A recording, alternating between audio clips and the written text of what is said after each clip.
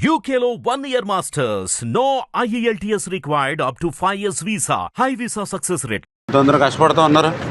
ఇప్పుడు అంటే ఇంకా 17 టన్స్ వచ్చేసింది 100 ఆల్రెడీ చేసి వచ్చింది. ఇప్పుడు మళ్ళీ వర్క్ అయ్యింది కాబట్టి మళ్ళీ క్లీన్ చేసి మళ్ళీ పెయింటింగ్ చేస్తాం. ఇక్కడేమో మనకి 69లో ఒకటి మునిగిపోయి ఉంది సార్. ఆ మునిగిపోయిన దాని మీద ఉదాహరణ జాయింట్ అయిపోయింది సార్.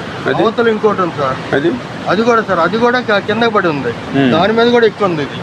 ఇది తీస్తే కానీ మిగతా తీయడానికి లేదు సార్. ఇది తీయాలి, ముందు ఇది తీయాలి సార్. కట్ చేసి పడేయడం అంతే. నీళ్ళు అంటే పైన అంటే కట్ చేస్తారు, నీళ్ళలో కట్ చేసేది వాళ్ళు చేయగలరు అంతే.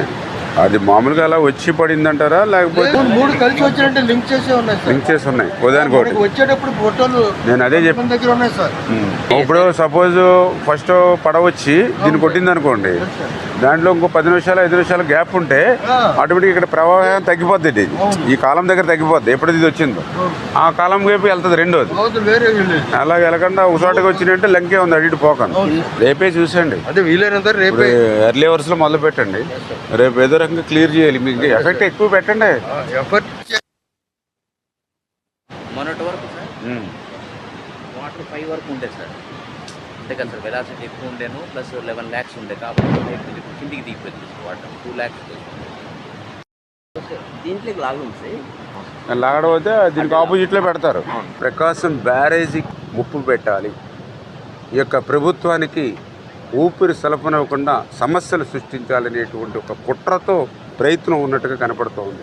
పడవలు ఢీకొట్టి దెబ్బతిన్నటువంటి కౌంటర్ వెయిట్స్ ఏవైతే 3 కౌంటర్ వెయిట్లు ఉన్నాయో చాలా సమర్థవంతంగా, ఎందుకంటే 15-18 రోజులు సమయం పట్టేటువంటి ఆ కౌంటర్ వెయిట్స్ని కేవలం 5 రోజుల్లోనే మరి మా ఇంజనీర్లు అదేవిధంగా కన్నం నాయుడు గారు వీళ్ళంతా ఒక టీమ్గా వర్క్ చేసి ఆ 17 టన్నులు కూడా కాంక్రీట్ దింపుతూ ఉంటే అట్లా డిలే అవుతుందని వాళ్ళ టెక్నాలజీని ఐరన్ను కూడా ఉపయోగించి సేమ్ అదే వెయిట్ని క్లియర్ చేసి వితిన్ 5 డేస్లో అమర్చేశారు.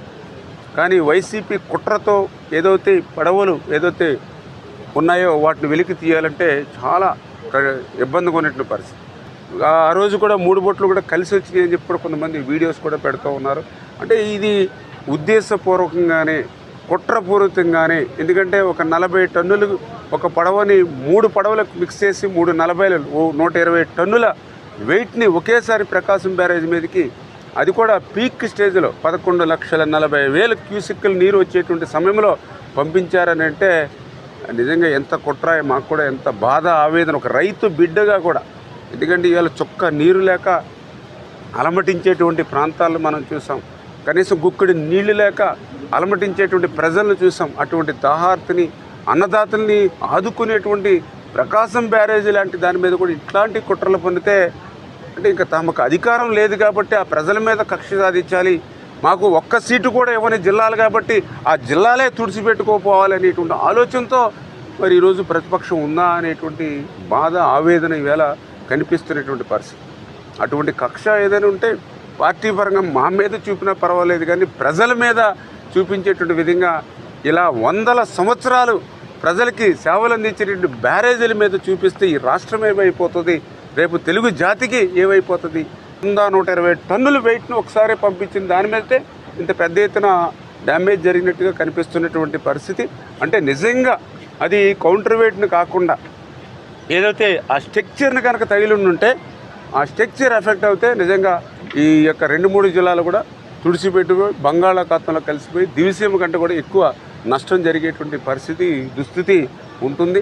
మరి ఈవేళ ఏదైతే చాలా క్లియర్గా నిన్ననే ఎవరైతే నిందితులు ఎవరైతే ఉన్నారో వాళ్ళని కూడా రిమాండ్కి పంపించడం జరిగింది. ఏదైతే ఈవేళ వాస్తవాలు కూడా ఒక్కొక్కటి వెలికిలోకి వస్తూ ఉన్నాయి.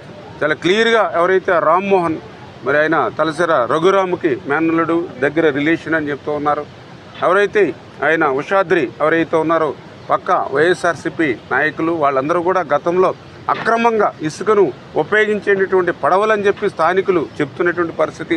ఇందా ముఖ్యమంత్రి గారు కూడా చాలా క్లియర్గా చెప్పారు.